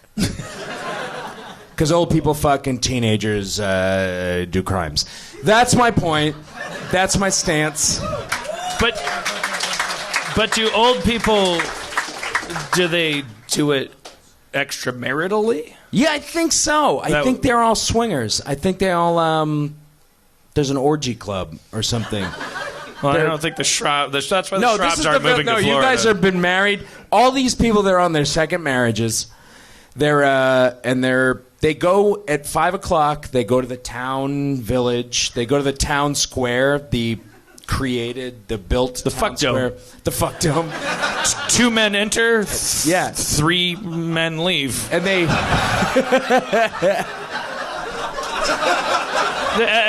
we'll figure it out.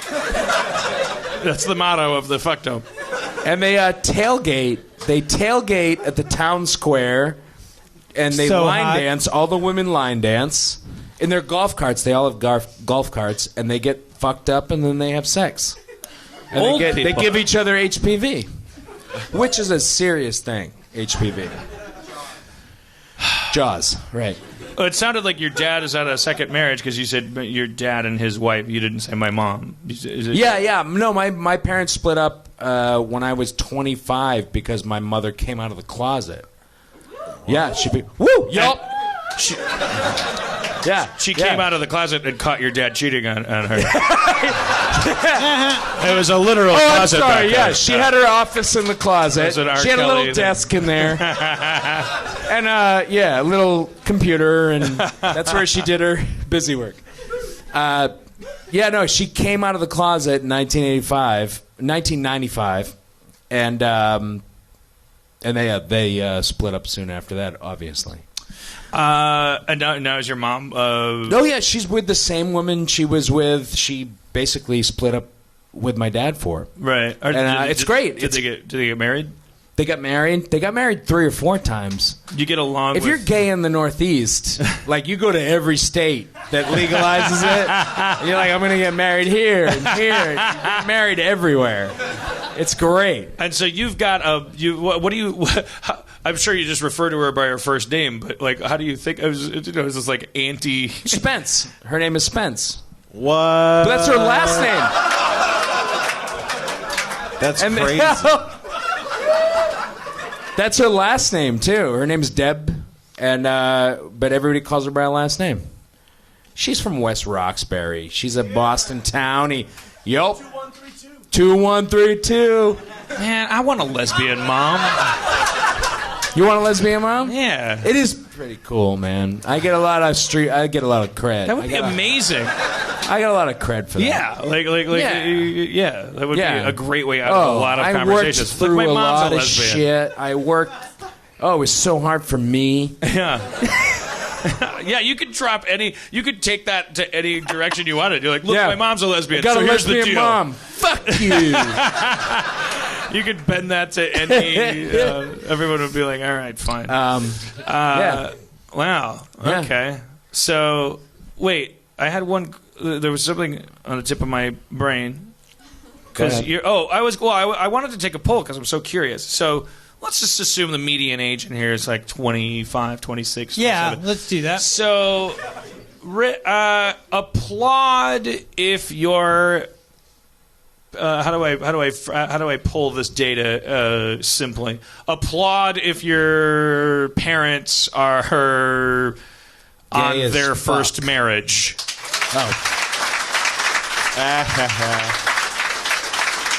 Okay, so now applaud if that's not the case. If your parents are still sounds like a minority.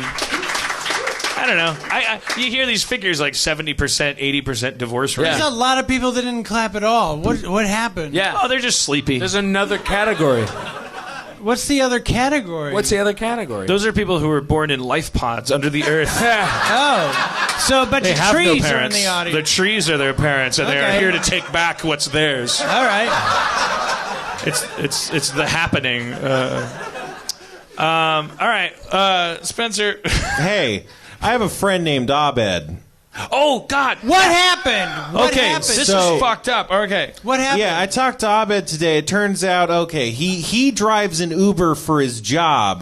He's been out of work for a while, and he's like, I should get a job with Uber. He fucking loves it. It's like a great job for him. You know, he can talk to people. He gets the money he wants. He can make his own hours. It's great. He was driving around, and some guy flags him down. Is like, hey, but how did it go? He stops for the guy and is like, what's happening? And this guy's like, will you pick me up? And he's like, well, you got to use the app. And the guy's like, well, let me go get my girlfriend. Woo! The guy walks off, and a cop car pulls up behind him and is like, you can't do that shit without a taxi license. And he's like, I didn't do anything. The guy flagged me down, and I talked to him. They arrested him, impounded his vehicle, took him to the station, let him out, and he had to, like, get a ride home. He doesn't have his car, so he doesn't have his job. And so his car's impounded, and he can't make money to pay pay to get it out of impound. And so I set up a GoFundMe for him. It's GoFundMe.com/helpabed. It's not too much money. We're just trying to get him so he can pay his rent because he can't pay his rent because he can't, work. That's insane. So just for 30 days, because it sounds like, are they shaking down? This must be. I don't do you think understand. this is some kind of LA municipal? it was in Van Nuys, so I don't know. I mean, Van Nuys might be less busy than real LA, but I don't know. Yeah, What's that? that's a thing. I mean, it seems like a really effective one. I mean, it's like if you were trying to shut down Uber, then you're just impounding cars for 30 days at a time because it doesn't matter. You don't get to go to court and go, I was guilty or innocent. Your car is just out of commission for 30 days. Yeah, I mean, I'm not a lawyer, But that's straight up entrapment. yeah, that's fucking. It is entrapment. Not stopping for a person flagging down your car is called being a dick. Yeah. Like what? Yeah. How is that, if that's really how it went down? Which It took me a long time to really get the details out, but I think that's the accurate because picture. you were talking to Abed. Yeah, Yeah, we've had Abed on the show before. Is this a real Abed? yeah, This is real real Abed. Abed. One of my That's the friends. thing. Another one of my friends. He Although- brought everyone so much joy in the form. As I always want to Abed. point out, I do think that the character I created is more dimensional. Yeah.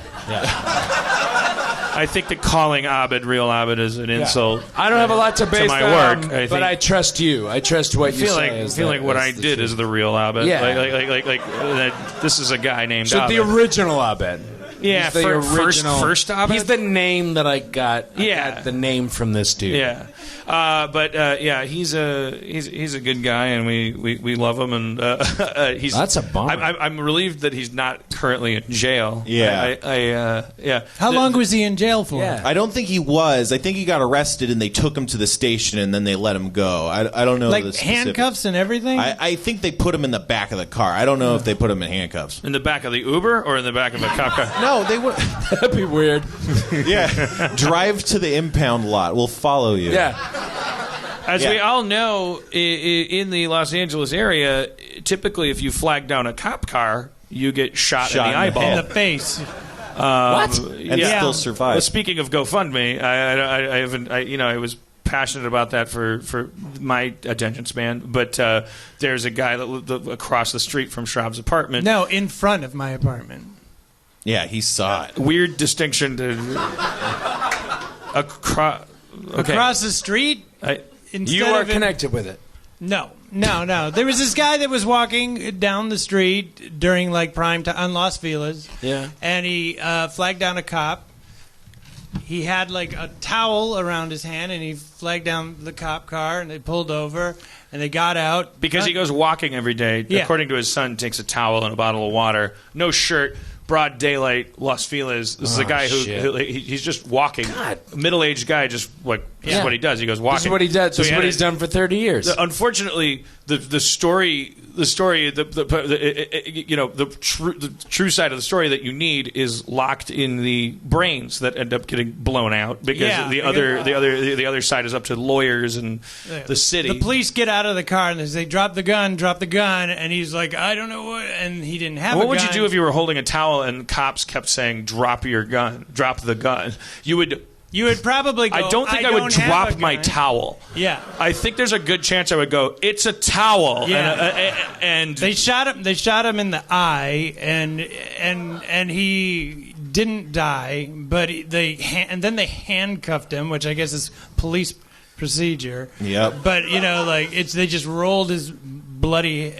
It was awful. It's awful. But it happened like right outside my house. Like Kate and I were like hanging out in the living room, and we hear pop, pop, pop, and I was like, somebody just got shot, and looked outside, and there's everything. Fuck! Yeah. And there's a million videos of his lifeless body being handcuffed. There's no videos of the incident, even though it happened in rush hour traffic, because it just happened that fast. Yeah.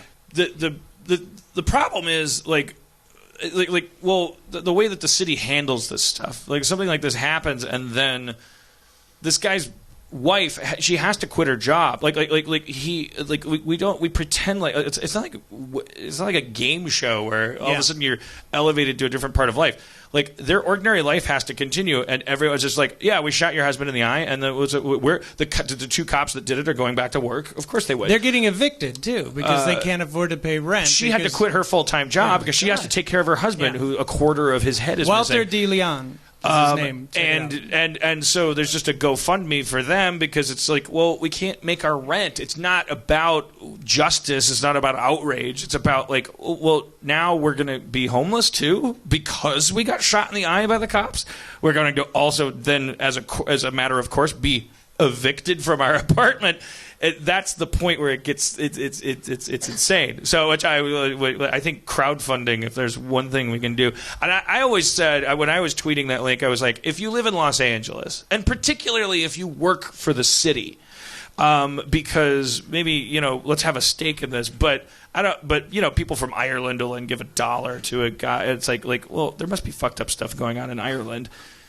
I don't know what my point is. I know that there's suffering happening all over the place, but there's the two GoFundMes on my radar are the guy who got his brains shot out in front of Rob's apartment, whose wife is about to be homeless because it's hard to take care of a person with a quarter of a brain and also work at Shoney's, wherever she worked. She worked at NASA. Dan, don't be an asshole. Whatever her job was, I'm sure it was 12 hours a day, and then she had to quit it, and so it's just like a certain amount of money they need so they can continue to live in their apartment. And this is Abed now, who got obviously entrapped, unless he's a pathological liar, which I don't think he is. He got flagged down by a cop, and they confiscated his car, and now he can't make a living.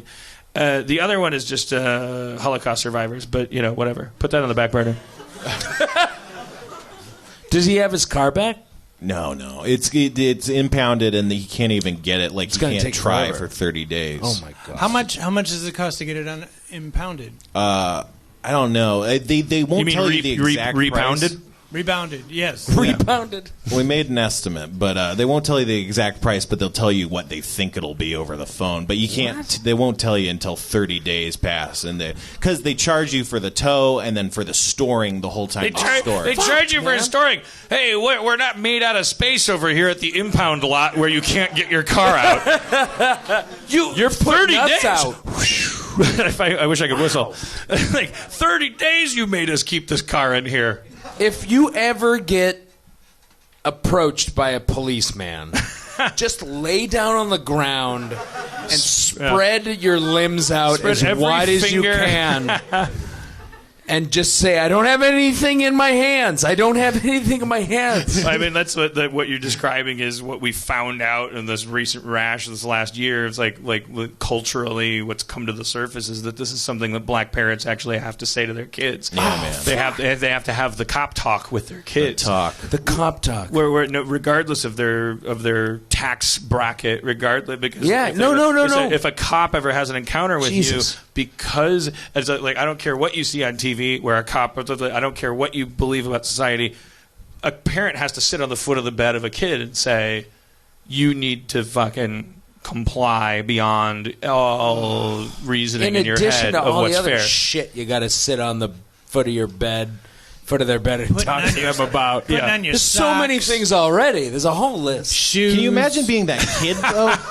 Like, being the kid who's like, is like, I've been growing up just as a normal person, and it's like, oh, I gotta be afraid of the cops? Like, as a small child, like, it's gotta, like, just fuck with you. It's like these people that are supposed to protect me, it's like they might hurt me. That's gotta, like, really kind of put you in kind of like a real stressful, high anxiety. Because that's how I feel about cops, is that they're probably gonna kill me. And that's completely unfounded, like, because I'm just walking around, But it's just the idea that you'd have to think about that, like, just from being a small child is just so heartbreaking to me. Yeah. Yeah, and by the way, the LAPD, in general, as far as I understand it, since the Rodney King thing, like, you'd notice, like, I'm curious about the statistics, but because you don't hear the good news, especially when the good news is lack of brutality, because there's nothing to report there.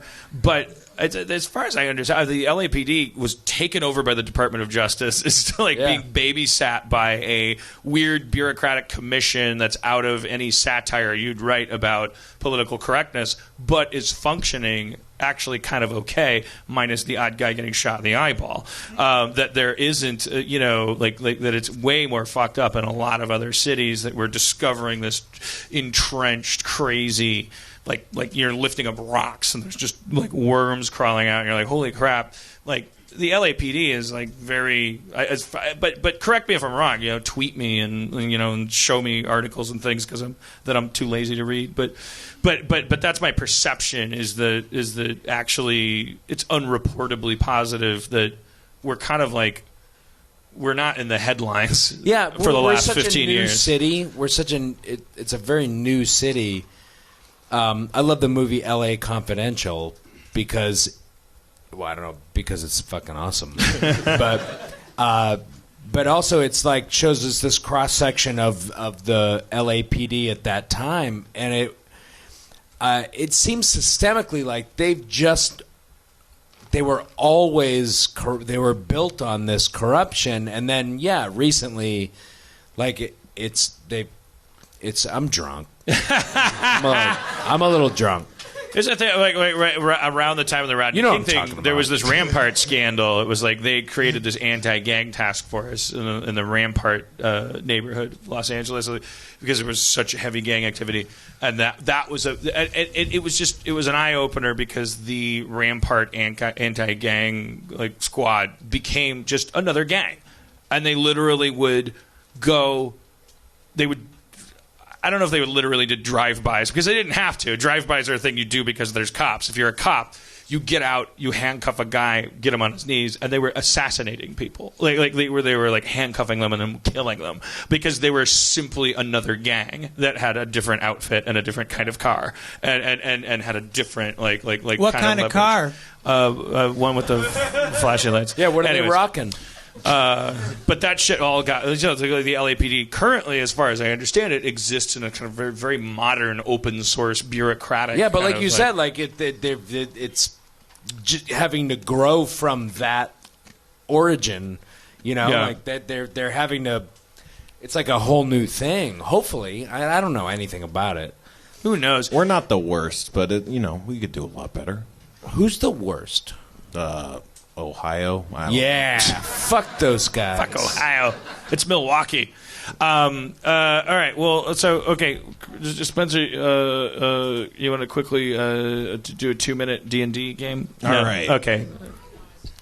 What are we playing these days? Oh, we can't play fantasy role-playing games. Why? God damn it. Why? Why not? Contracts. Nope. Contracts. What? What happened? I don't even know if I believe this, to be honest. Did you read the contract? It was part of the negotiation, but it's not. Believe me. For what? Oh, forget it. Fuck you, Harmon. Play it, man. What? Fuck the system. What? Fuck the man, Harmon.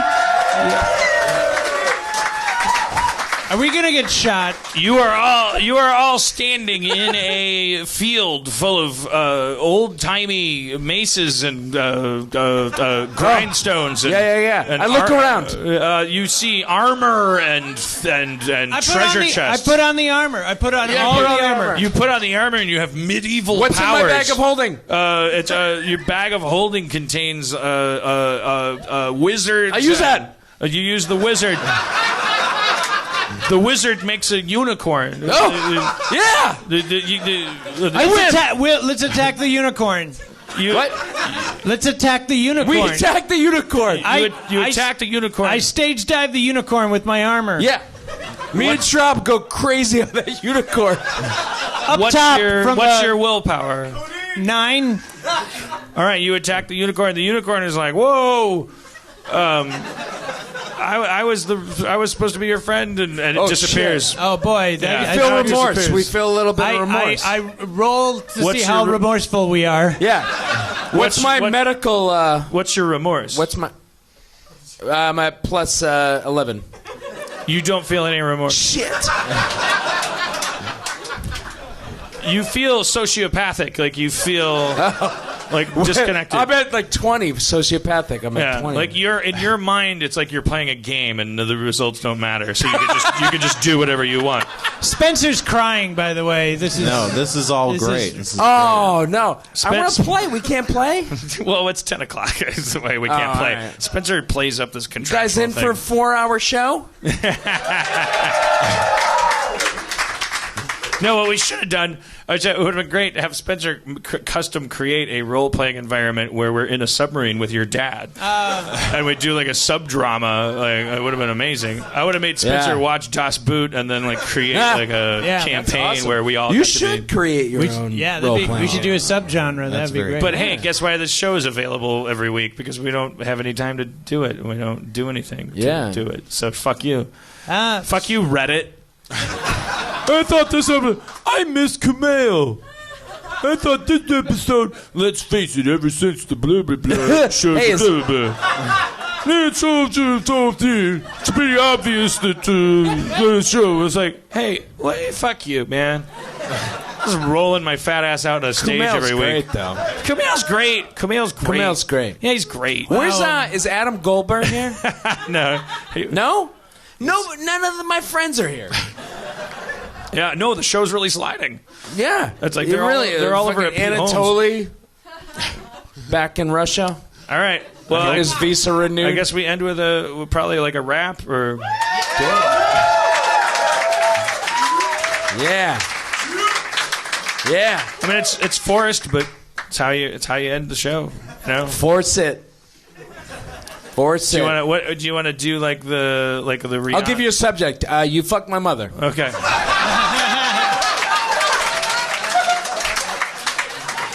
Well, can you do like the kind of Rihanna bridge? Like I'll after I rap for a little bit, and then you'll kind of come in with just like sort of a hook. Yo.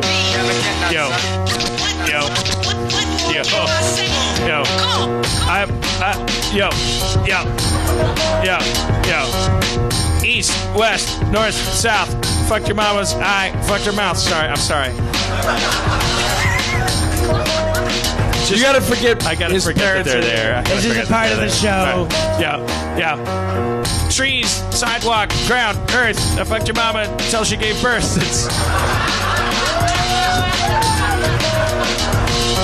Baby came out.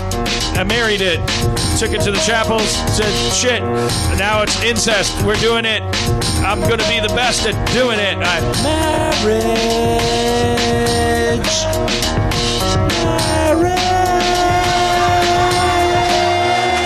is sacred. Yo,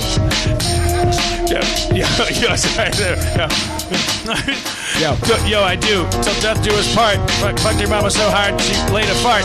She came out of her butt, and I went in the air. I said, oh, maybe. I threw her down the stairs and said, are you okay? Are you okay? Say something. Are you okay? She just laid there He's for a day. concerned about the baby. That's what marriage is. DC motherfucker got all about. Yeah. It's Dan Harmon. Yeah. Chrome plated, nickel plated, clip, chrome, bullet casing, side casing, the hammer, trigger. Fuck you. Not gonna touch that. Word, barrel, gun, oil. Yo, mass shootings every week. Fuck your mama so hard that her eyebrows were on fleek. Is a term. It's a common term. All right, that's as much response as we're gonna get. Let's end the show on that. Holy shit! Comptroller Rob Schrab, special guest Rob Corddry, Spencer Crittenden, our game master, the Schrabs, Donna and David, the stars of tonight. Zach, the audio maniac, back in the control room. Chris Baruff, the director. Justin Marshall, our producer, master of feral audio.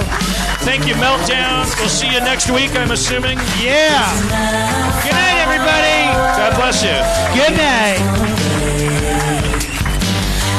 feeling just like me. Did you get any of that? It's a good show.